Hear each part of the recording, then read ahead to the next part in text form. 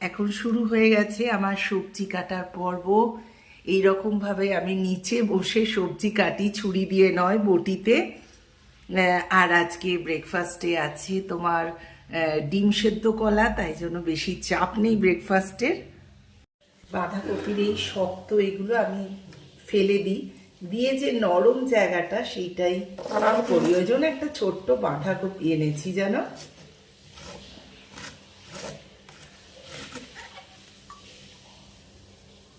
বাঁধাকপি কাটা হয়ে গেল, এবার ব্রেকফাস্টটা দিয়ে দিই।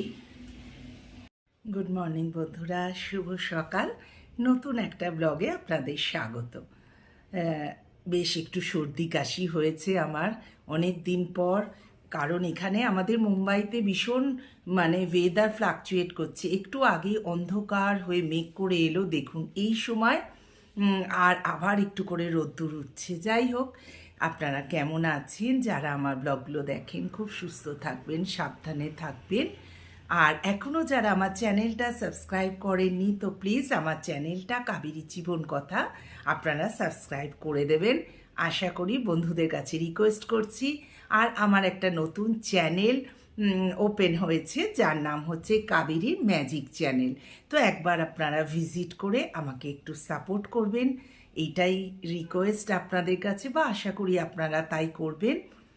তো চলুন আজকে দিনটা একটুখানি এগিয়ে নিয়ে যাই এইভাবেই। অনেক কাজ আছে, অনেক রান্না আছে, প্রচুর রান্না আপনারা দেখতে পাবেন। হ্যাঁ, চলুন দিনটা শুরু করি। সরি, গলা না একদম খুসখুস করছে জানেন তো। চলুন, আজকে রাত্রিরে বানাবো এই যে ছোট ছোট আলু পেয়েছি না, এই আলুর দম আর লুচি, দারুণ লাগবে আজকে। এখানে সবজি কাটার সাথে সাথে ডিম সেদ্ধ রেডি, কর্তামশায় 3টে আর আমার 2টো। এবার ব্রেকফাস্টটা দিয়ে দিই, তারপরে আবার অন্য কাজে চলে যাব। আজকে কাতলা মাছের মাথা আছে, তাই ডিসাইড করলাম যে আজকে একটু বাঁধাকপি দিয়ে মাছের মাথা দিয়ে করি। আমি খুব ভালোবাসি বাঁধাকপি দিয়ে খেতে। এখানে মাছটা বার করেছি, এই মাছের এইগুলো দিয়ে, মাথা আছে, এইসব দিয়ে আজকে তো বাঁধাকপি করব বললাম তোমাদের। আবার দেখছি একটুখানি চিকেন ছিল, এটা দিয়ে দেখি একটুখানি বিরিয়ানি মতো বানাতে পারি কিনা। একটু বেশি করেই চাল নিয়ে একেবারে আজকের ভাত হয়ে যাবে, আর কালকের জন্য দেখি একদম চিকেন বিরিয়ানিটা করে রাখবো। তবে আজকে খাবো কি কাল খাবো সেটা বলতে পারছি না, মনে হচ্ছে কালকেই খাবো। আজকে তো মাছের মাথা দিয়ে বাঁধাকপি আছেই না, ওই জন্য একটু বেশি করেই চাল নিয়ে নিচ্ছি। এই চালেই আমি বানাই ঘরোয়া পদ্ধতিতে। আর এই চালটা যেটুকু ছিল কদিন ধরে, তোমাদের দাদাভাই বলছে চাল শেষ হয়ে যায়নি, তো আছে। আগে আমরা না 1 বস্তা করে কিনে আনতাম, কিন্তু দেখছি আমাদের দুজনের চলছে অনেক দিন ধরে, তাই জন্য আমরা দুজনে করলাম আর কি, ডিসাইড করলাম যে দরকার কি একদম 5 কিলো করে আনবে, শেষ হলে আবার নেবো। সবসময় ভালো চালটা পাওয়া যায় না জানো তো, ওই জন্য 5-10 কিলো এনে রেখে দিই আমরা। এই বাসমতি চালটা না দারুণ জানো, যেমনি গন্ধ, তুমি পোলাও খাও, ভাত খাও, আমরা তো এখন এইটা দিয়েই ভাত খাই আর এইটা দিয়েই সবকিছু করি। দাঁড়াও, আটাটা বার করতে হবে। আটাও কমে এসছে, আজকে ভাবলাম যে সবগুলোই ঢেলে ফেলি একসাথে। খালি জিজ্ঞেস করছে হ্যাঁ গো চাল আছে, আটা আছে, বাড়িতে একদিন না থাকলে হবে না। আমি বললাম হ্যাঁ আছে, দাঁড়াও। এটা আমরা কিনেছি দেখো 80, বা এই যে আটাটা মাল্টিগ্রেন নয়, সিলেক্ট 100% এমপি, এইটা আটা। এই আটাটা না ভীষণ সুন্দর, এটা লুচি পরোটা সব কিছুই খাওয়া যাবে।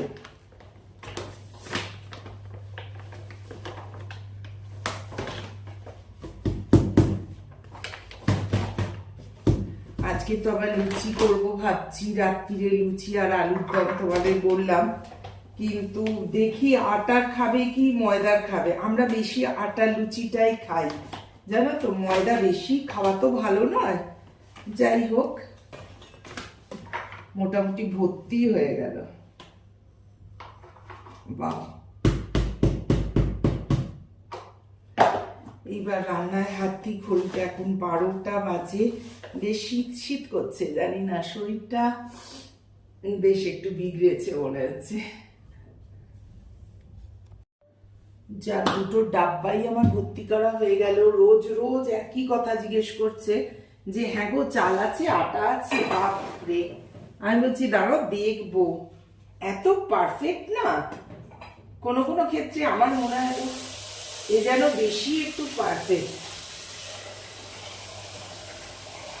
আর আমি সব সময় কি করে জানো তো, এই চালটা আমি ভিজিয়ে রাখি 1 ঘন্টা আগে থেকে। দেখি আগে তরকারিগুলো করে নিই, তারপর আমি ভাত বসাই। এটা খুব ভালো এবং তাড়াতাড়ি হয়ে যায়। আমি ইন্ডাকশনে বসাই, গ্যাসে বসালেও তোমার কিন্তু অনেক সাশ্রয় হবে। দেখবে খুব তাড়াতাড়ি ভাত হয়ে যাবে। 1 ঘন্টা 2 ঘন্টা আগে চাল তোমরা ভিজিয়ে রাখতেই পারো, তাহলে কিন্তু দেখবে আমাদের জ্বালানি সাশ্রয়টা খুব ভালোই হবে। চলো, নতুন টিপস।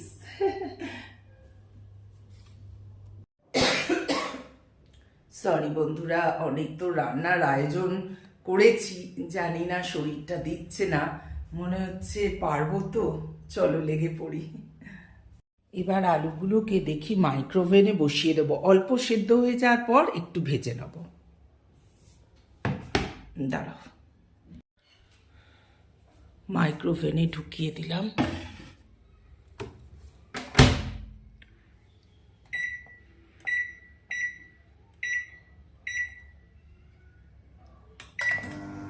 চলো, একটু বেশি তেল দিয়েছি। আর এইখানে দেখো আলুগুলো ধুয়ে রেখেছি। আগে আলুগুলো একটু ভেজে নিই, তারপরে আলুটা ভেজে নিয়ে তুলে তারপর যে নুন হলুদ মাখিয়ে রেখেছি এটা দিয়ে দেবো। আর এখানে তো বাঁধাকপি ধুয়ে জলে ভিজিয়ে রেখেছি। অনেক দিন পর মাছটা ভালো পেয়েছি, কালকেও খেয়েছি, আলু বড়ি দিয়ে ঝাল করেছিলাম, খুবই সুন্দর টেস্ট। এরকম পাওয়া যায় না, খুব রেয়ার। ওই জন্য এখানে না মাছ খেতে একদমই ভালো লাগে না। চলো আলুগুলো নেড়ে,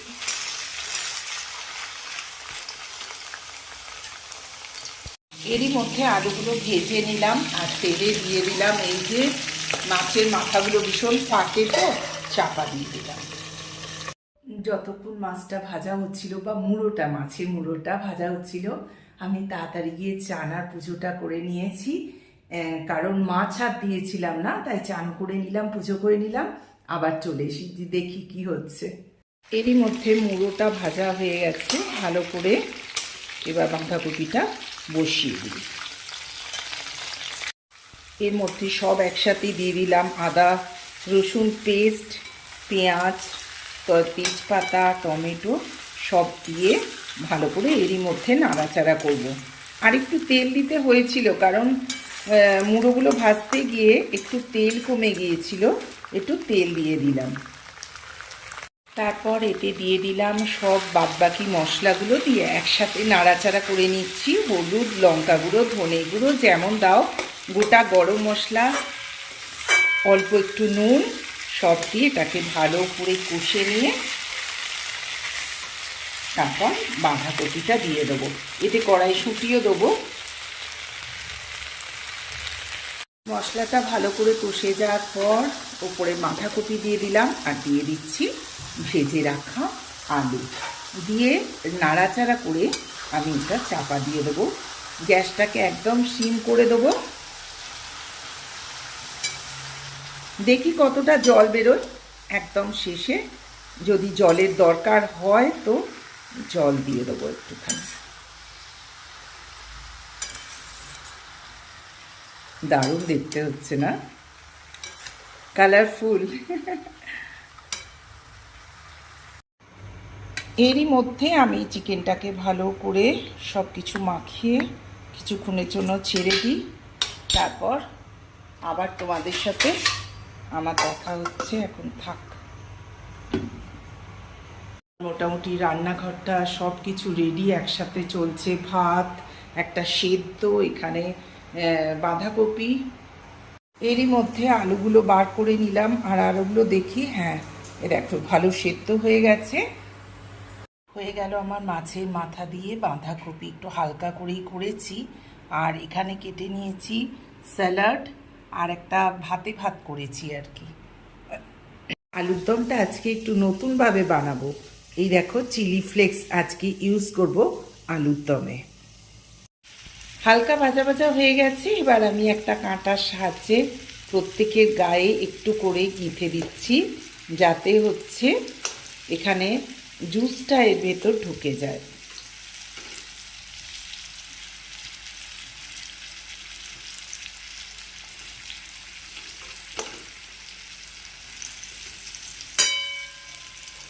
আবার একটুখানি চাপা দিয়ে দিই।